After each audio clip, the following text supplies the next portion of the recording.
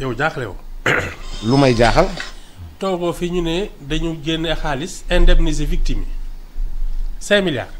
waaw.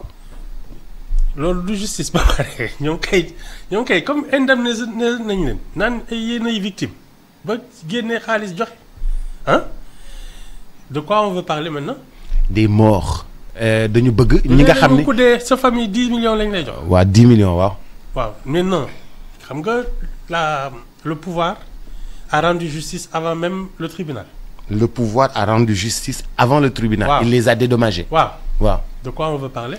waaw léegi dañoo bëgg. wala ñi nga xaalis bi doyul. déedéet dañoo bëgg ñi nga xam ne ñoo ko def ñu jàppale. tëj leen ci kaso bi te ñoo bañ dugg ci loolu. non non xam nga nee naa la cette affaire là. amnistie bi ah. suñ ko teggee du nguuru APR du nguuru ñii Pastef ñoo ko mën a àtte c'est quelqu'un d'autre qui va venir qui n'a pas été mêlé à ça et qui est neutre. voilà nguur boobu mooy ñëw ne la lii moo fi xewoon. ñii bëgguñu ko laal ñi fi jógee bëgguñu ci wax.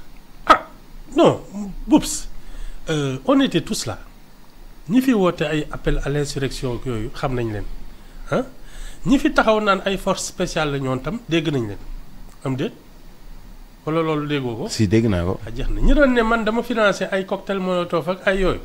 ah. dégg nañ leen. non il faut pas se faire de truc de cinéma man kay damay tegle samay tànk xam nga ñoom ñooy waxal seen bopp. léegi mu leer non beneen nguur mooy ñëw régler lii parce que il faut enlever l'amnistie complètement. mais Ibou mais man damaa defa mais on a déjà tranché on les a désignés comme des victimes des prisonniers politiques génne xaalis jox leen wala yow déggoo fi loolu. ok mais que veux-tu d'autre qu'on fasse. waa léegi dañoo bëgg ñi nga xam ni ñoo leen doon dóor ak di leen torturer ci biir prison bi. attention boobu nag gis nga ku dem dans cette direction là. les forces de l'ordre. ah tu vas avoir un problème. ku dem ci les forces de l'ordre tu vas avoir un problème. oui lu tax nga bëgg wax loolu. attends les gens qui ont fait leur travail. hein police gendarmerie gendarmerie non travail du torturer ay nit Ibou. man de je ne pense non def sa liggéey du torturer nit. waaw je ne pense pas que dans nos locaux là. les gens torturent qui que ce soit. dans les années 70-80 tu me le disais mais police ou tey gendarmerie tey duñ torturer kenn ça c'est des histoires ça j'en suis convaincu. ah mais nit ñi ñoo fi génn ne dañ maa torturer. yow ñii benn waaw mës nga gis sàcc bu ne man maa ko def. sàcc bu ne man maa sàcc. waaw attends non arrêtez ça. waaw mais non Boubs. la police des années 2000. hein gis nga après l'affaire Baba Ndiaye là les policiers savent que y a des limites. y a des limites. hein xam nga tas nañ ci police ak yooyu. ça c'est des histoires. moi ça je suis désolé léegi nag victimisé woog yooyu yàgg nañ ko fi gis nañ fi ko toog naan man ñu génn fi naan sama rein bi dañ ko attaqué mu ngi bëgg a dee léegi kii machin et cetera moom moo génn taxaw fii ne dara jotu moom dama doon tappale c'est ça ou c'est pas ça wala li may wax de xajul sa bopp. si dégg naa ko sax de Ibou. dégg naa ko sax de waaw mais alors c'est le même système dañuy victimiser wu c'est complet c'est ça. je ne crois pas une seconde que la police et la gendarmerie torturent des gens ici. ah mais Ibou benn boy. non danañ la enquête. danañ la enquête. teg la booy bi nee na dañ ko masse courant. waay booy déglu ma rek booy bi nee na ma sit booy bi moo ko wax mu ne ci waa yàlla yi lañ ko teg mu maas ko buñ ko maasee après moom dafa waxe kan moo doon joxe kan moo doon def lii kan moo doon def lii kan moo doon def lii mais est-ce que masse courant ci loolu la bokk ci ay enquête la bokk. je ne suis pas obligé de le croire. tu n'es pas obligé de croire à ce jeune homme là. non je suis pas obligé de le croire. mais Ibou justice war na enquête. non la justice ne peut rien faire pour l'instant parce qu'il y a une loi d'amnistie. Ibou man ci loolu laa bëgg nag ñu wax nag la justice. il faut donc enlever la loi d'amnistie. ne peut rien faire. lépp loo xam ne xewoon na fi faase nañ ko. xam nga Boubs. waaw enquête yeeg yooyu. waaw je suis convaincu parce que les policiers là. ah. xam nga dëkk bi c'est un état policier. su ñëwee jël si la. c'est que am na luñ la jiiñ au moins. ah. luñ la romb nii ci mbedd mi rek ne la kaay wuyu.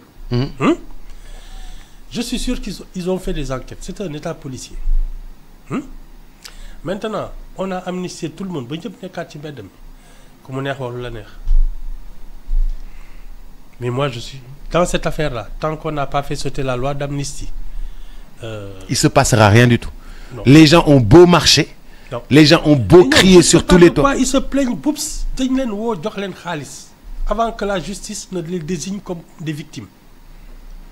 Le pouvoir les a indemnisés avec l'argent public. Tu es d'accord avec ça? Oui. Il n'y a aucun tribunal qui les a désignés comme victimes. La preuve, ils sont en train de se plaindre. Alors, cet argent-là qu'on leur a donné, de quel droit? C'est trop compliqué. Non, c'est pas compliqué, Ibou, mais... Victime. Wow. Il faut que la justice tranche. Oui. Hein? Définitivement, en disant... Effectivement, ils ont été victimes de quelque chose. Avant ça, le pouvoir a sorti de l'argent et les a indemnisés. On est d'accord? Maintenant, de quelle justice on veut parler? ñi nga xam ni ñoo leen doon dóor ñi nga xam ni waaw ce chemin-là. Ah. C'est un chemin sinueux. Ouh là là. La première institution de ce pays, c'est l'armée. Voilà. Nañu bañ dugg ci yooyu. Mais c'était pas l'armée. Les gens. La gendarmerie yooyu. Waaw. C'est l'armée ba tey. Ce sont des forces paramilitaires. waaw. daa mel ni rek ngay noggatu benn kii nu mu tudd rakku Modou Lo. loolu loo bëgg wax foofu. di jaay doole ci koñ bi fekk rakku Modou Lo toog rek nga pes ko. noggatul rakku Modou Lo c'est biir parcelle. c'est lan moo la ciy fekk.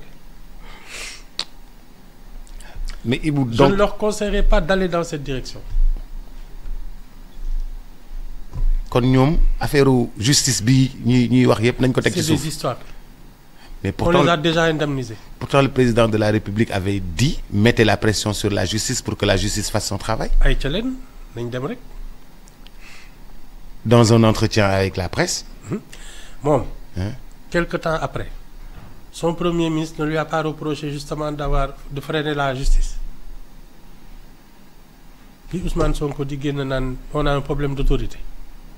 Oui. Nga xam ne xam nga yow ñi ñu fi doon wax daaw waxuñ ko ren. Le président de la République qui est arrivé le 24 mars. C'est plus le même personnage qui est aujourd'hui là.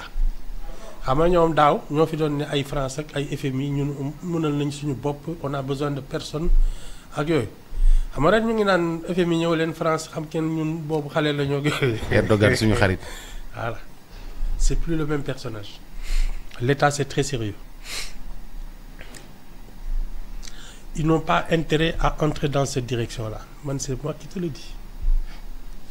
Poups, man, duma xuloog borom fetal. Ah oui? Attends,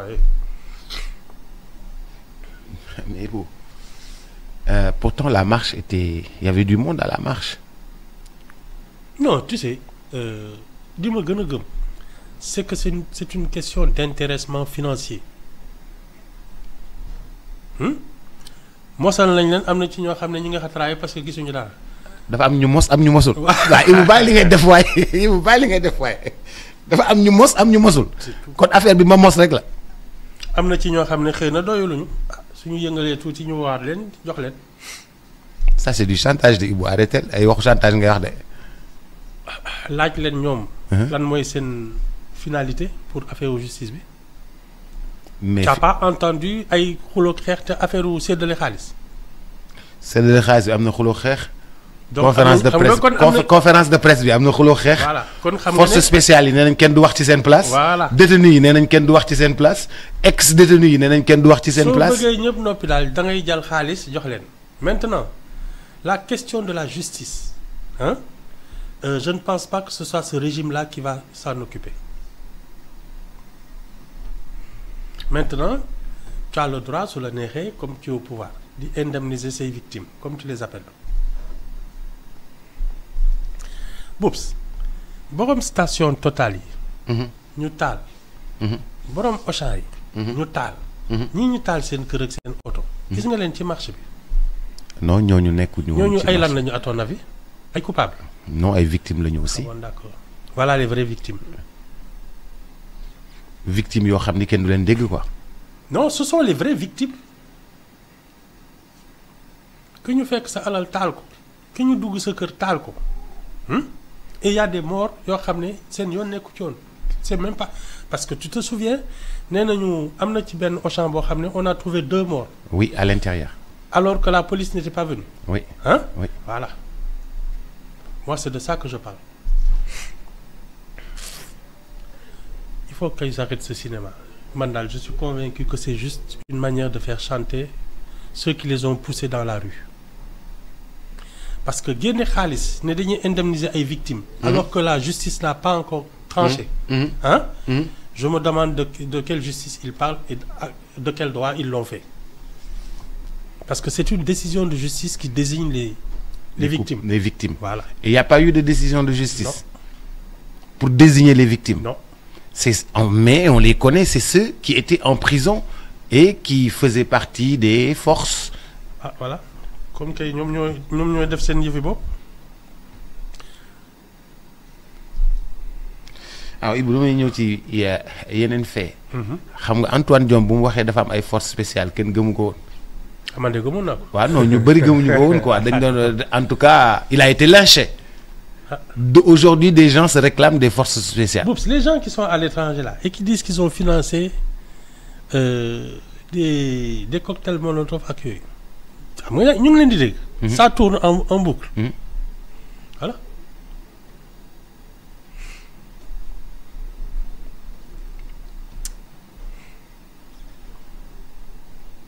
ñoom la daal yéen kay seen président ba daal. moo doy waar. Macky Sall a fait n'importe quoi. C'est ça la vérité. Mais Macky Sall dafa bëggoon jàmm Ibou. Boups. Hein? Je n'en crois pas un mot. Il Macky a Sall trahi son pays. dafa bëggoon jàmm. waaw yow bàyyi mag ñi waay. Macky Sall dafa bëggoon Il a jàmm. foutu le bordel. Sciemment. mais yow xam nga ni yow Macky Sall bu deful woon lii. C'est Hein? pas vrai. Hein? dëkk bi dafa seddoon guy. dëkk bi dafa seddoon guy. Boups, on a des forces de l'ordre de taille à mettre tout le monde au pas. Man, c'est moi qui te le dis. léegi yow da nga bëgg wax ne Macky Sall dafa déconné quoi. Ah oui, oui. Non, il a... Moi, je te dis, il a trahi son pays. ah Ibou bàyyi loolu Man yow waxuma tamit. la ay affaire APR ak ay Amadou Ba ak yooyu loolu seen affaire bopp la. C'est la République qui l'a trahi. Il est passé par-dessus la justice pour faire ce qu'il a fait. Moom ak ces députés-là. La loi d'amnistie. Voilà. Et aujourd'hui nit yi ñoom bëgguñu sax cette loi d'amnistie bi ñi ma ko defal bëgguñu ko sax. Ah waaw loolu la ñuy wax ci kaw xam nga ñoom dañuy def ci suuf. non Ibou Macky mooy def ci suuf. ñoom ñëppay def ci suuf. Ibou Macky mooy def ci suuf. ñoo doon ngundu. Ibou Macky mooy def ci suuf. protocole bu xam naka Cap Manuel. waaw déggoo ko fi. non Macky mooy def ci suuf waxtaanu guddi la. Macky mooy def ci suuf. dañuy def ci suuf. non président moo ne Macky day def ci suuf xam naa ne day def ci suuf. ah ñoo doon ànd di tase. di tase xaaji guddi. seen waa ji nu mu tudd l'ancien xaw ma secrétaire général de la paix xaw ma nu mu tudd Ndiak Sare xaw ma am na benn waay. oui Ndiak Sare. waaw bi ñu chargé de naan dañuy communication. dem guddi. non c'était le chef de protocole. ou waaw quelqu'un comme ça waaw. demul ne dañu doon waxtaani guddi kër Macky Sall. waaw jeex na dañu doon def ci suuf moom. dafa naan bisaab. je te dis ak ataaya. non Ibou da nga may daj. non ouais. C'est Macky Sall a fait n'importe quoi. loolu moom. mais Ibou dara du ma ci xam nga ni Macky Sall bu leen bu ci jàppul woon ñu génn. Une république. Elle se tient. Si aujourd'hui nous n'avons plus de force de l'ordre, une magistrature capable de mettre tout le monde au pas. On est dans une jungle.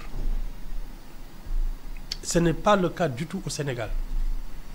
Tu sais, le 4 avril 2023, tu as vu la démonstration de force? Hein? Ça concernait tout le monde. Et les voisins et les gens qui sont ici. moo tax man su ma alkaati ne yow yaay arrêté ay taxi ci feu yi ma ne ko waa monsieur l'agent def ko les mains. au les mains. au les mains de laa def ah. moo gën a. wax naa dëgg. kon daal Ibou ñi doon marche nañu teg marche bi ci suuf. Ah, de toute manière, Boubs, tu sais, le maintien de l'ordre, il est obligatoire. Xëy na nag les gens qui sont au pouvoir actuellement les regardent de manière indulgente. Mais ça peut pas continuer. Prenons la parole lors de cette marche. Les gens ont fustigé l'absence de ay députés ay directeurs. députés yeeg DG yeeg ministres yi ñëw ñu ci marche bi. Boubs doo nekk ci bureau climatisé ñu lay jox salaire bu baax nga yor oto xam nga sama gars yi nag temps yi maa yëg nga ne ñu ngi takk ak di takkaat rek. nekk ci ay lune de miel ñu naan la wéy da ngay ñëw marché ci naaj bu tàng bi parce que nous sommes des victimes ak yooyu. xam nga loolu moom caaxaan la. sama gars yi dañuy wuuru amuñu jot boobu. mënuñu woon ñëw. ah pour. waaw mais dañoo waroon soutenir parce que ñoom ñoo doon ànd démb bi affaire bi metti député yi dañoo waroon ñëw. ministre yi dañoo waroon wàcc. man daal bëgg naa bàyyi di wax ak yow. ah mais ñoo doon ànd démb. yow yàgguma la fi toog ne. politicien bu la tax a dóor sa doom. yaa ko tey yaa ko tooñ. wala du loolu. mës naa ko fi wax wala mësuma ko fi wax. ok ah jeex na ku topp politicien ba dóor ci sa doom. wala leneen fekk la ci c'est ton problème. politicien bu mu la tax a dóor sa doom. ah ay yow man de du ma tax a dox ci naaj bi c'est tout ah ils ont fait des choix. C'est bien dañ ko assumer c'est tout du ñoo leen gëmoon jaral leen lu ne dañ ko régler entre eux ñii ma gis xam ne fi mu nekk nii dañuy climatiser ak yooyu di kii seen teint dafa xaw a changé leex yeeg kii xees am na benn député fan yi nee na yéen député yi bi ngeen fii doo ñëw da ngeen sonn amu leen dara ki lay gis xam ne yéen a ngi noos waay teet ay waay nguur non ouais faut arrêter ça tu sais Boubs la seule urgence c'est de mettre tout le monde au travail. lii am na ba pare. waaw na nit ñi dem liggéey. moi je suis convaincu qu'il y a des gens qui sont fâchés parce que jotuñ ci indemnité yi comme ils appellent ça. Voilà nañ leen woo régler ñoom seen biir la comme il y a des fonds secrets yooyu nañ tibb foofu neexal leen parce que c'est pas des indemnités il faut une décision de justice. Or les gens là ils réclament justice comme ils disent. Donc li ñu leen jox c'est quoi wala c'est trop compliqué li ma wax. non li ngay wax c'est pas compliqué mais Ibou ñoom ni ñu ko tuddee. waaw ak ni ñu koy waxee. waaw ak ni ñu ciy insister. waaw ah boobu t'as vu des députés analphabètes xam nga da ngay toog. dégg yow tu comprends même pas français mais da ngay ne lii waaw lii justice machin ak yooyu fekk yow xam nga à part jaay ndoom bu mënoon leneen.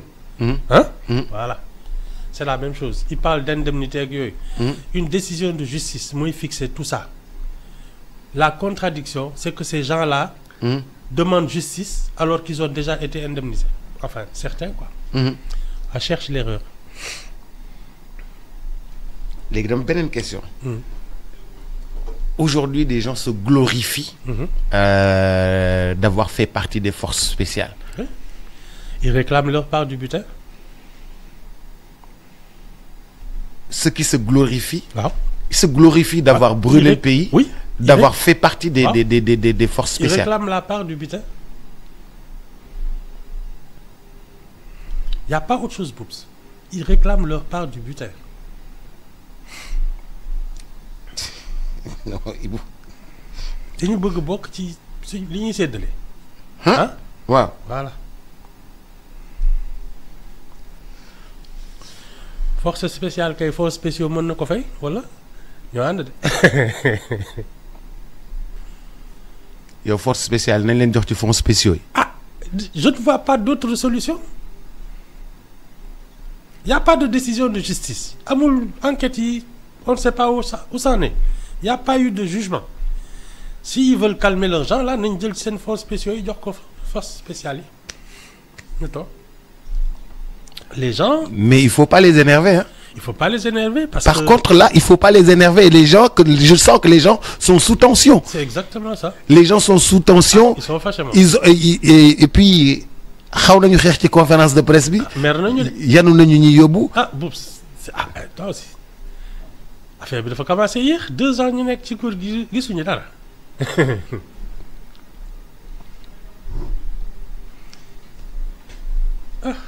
Et puis c'est pas nouveau hein. Ah oui. Ah oui oui les histoires de Babacar Seye ak yooyu. Hein? livre Madiambal. Hein? La pression qu'on a mis sur le PDS pendant qu'il était au pouvoir. Hein? Ah mon Dieu dañ leen doon laaj xaalis tout le temps. L'histoire des calots bleus. Ah oui. Le groupe là qui a assassiné le truc. Mhm. Ah attends weer wu nekk ñu am soxla bu bees. C'est ça. laaj nañu ay amnistie ñu amnistier leen ñuy laajte ay xaalis oui. C'était la loi Ezzan non. Oui oui tout le temps. Ils ont passé leur temps tant que les Wade étaient au pouvoir à leur demander de l'argent rançonné. C'est pas nouveau ils n'ont rien inventé. C'est toujours le partage du butin Boubs qui est compliqué. Hein? C'est le partage du butin. lii lépp sama wàll la rek. C'est pas autre chose nañu jël ci fonds spéciaux yi dàmpale. waaw mais xam nga man li ma jaaxal mooy. ku bokk ci force spéciale da ngay tàng da ngay mën boyal tu es un danger ambulant. non. si. Bon Boubs. ñii di wax nii xam nga lu ñuy kaas. dañ leen ni ciix def ci kaso bi. wala du loolu du ñoom ñoo yooyu seen bopp victime naan dañ leen doon dóor ak yooyu. ancien commando. arrêté la du ñu ay dur de waaye yow doo ma bàyyi. ay dur lañu de. ah dëkk bi see doon na guy. non man ñamewuma lii de. Ibou d'accord. ah. leen de mën naa la ko wax. L'armée la police la gendarmerie. est de taille à mettre tout le monde au pas. La preuve gisoo ko fi. lépp seddoon na. ah loolu de laa gëm. ah Ibou man de affaire bi man kaa la ma def de. non ouais. man ah non Boubs. C'est très simple. Ces gens-là veulent leur part du butin. et il faut le leur donner. ah ñoo xam seen biir ku ci nekk ak li ngeen séq. Voilà ñoom ñoo xam seen biir ce qui s'est passé ba ñu toll fii ci daan leen dañuy marche on veut voilà xam nañ ko man de bu ma deret bi laal. mais Ibou man su ma bokkoon ci bokk ci force spéciale du ma xëy suba génn ci biir nit ñi naan man ci force spéciale laa bokk. ah mais tu sais tu as le sentiment xam nga li ñuy woowee l'hubris le sentiment d'être au pouvoir. et d'impunité surtout que. da nga xëy bés li nga defoon yëpp ñu effacé ko ne la yow tu n'as rien fait génnal ah. voilà c'est ça nee naa la Macky Sall daf ñu tooñ su ma ko waxee nga naan ma non tu sais jàmm la bëggoon non. non Ibou bàyyil Macky Sall. non Macky Sall jàmm la bëggoon poignardé la République. Macky Sall jàmm la bëggoon. xam nga nitu jàmm la nitu calme la. nitu paix la. dëgg la ah jàmm la bëggoon bëggul woon dëkk bi nit ñi di xeexoo. moo tax mu ne nañu faase lépp ah. je crois pas ça. ah mu ne nañu faase lépp. pourtant ñu faase lépp réew mi ne ci jàmm. il a manœuvré pour retourner dans le jeu. mu jaral ko nag tas dëkk bi c'est tout. yow xam nga ni Macky Sall bëggul woon bokkaat. ki nga xam ne il s'est même présenté aux législatives. non Macky Sall bëggul woon bokkaat bàyyi li ngeen Ibou. lu tax il s'est présenté aux législatives. non partem la doon gérer rek parti bi rek. À ton avis, quelqu'un qui fait de la politique encore et qui restructure son parti. Ouais, mais parti. C'est pour quoi faire? Joli. Non, mais pour le parti, pour les jeunes, il y a c'est pour le parti. Aïe, aïe. Pas pour lui, mais pour le parti. Il n'a jamais voulu partir. Et il fera tout pour essayer de revenir. Non. Macky Sall taluñu sax. Ibou Macky Sall taluñu sax. yaa ngi fi maa ngi fi. waaw Ibou Macky Sall taluñu. dama ne la. Il n'a pas voulu partir. Il a manœuvré pour rester dans le jeu. xam nga il voulait reporter les élections nan dañ ci boole xaw ma kan ak kan. tudd ci boppam. mais bi novembre jotee. bi ñuy dressé liste. il était déjà candidat. législative. waaw voilà. mais bu justice bi ñuy xarab nii moom moo ñu sauvé moo ne Macky Sall doo fi bokk ba pare daal di. kan mooy xarab justice bi. ñi naan ko defoo dara ñi doon marche. waaw nee nañ justice bi def. mais ñooñu ils avaient enfreint la loi. xam nga moo tax mën na la bi ñu fiy def les assises de la justice la. ngay gis ay assassins de juge di ñëw toog di wax ak ñoo xam ne jànguñu dara tegle seen tànk naan dañuy wax ak des docteurs en droit ay magistrats yu def ay 40 ans de truc mais attends c'était de la rigolade. yow tu enfreins la loi et ensuite tu viens dire oui ce sont les magistrats qui sont des vendus. oui yow Boubs dafa mel ni cambrioleur bu ñu jàpp ñu ne nga naan lu tax ñu lay jàpp bàyyi leen ma cambrioler sàcc la c'est mon métier.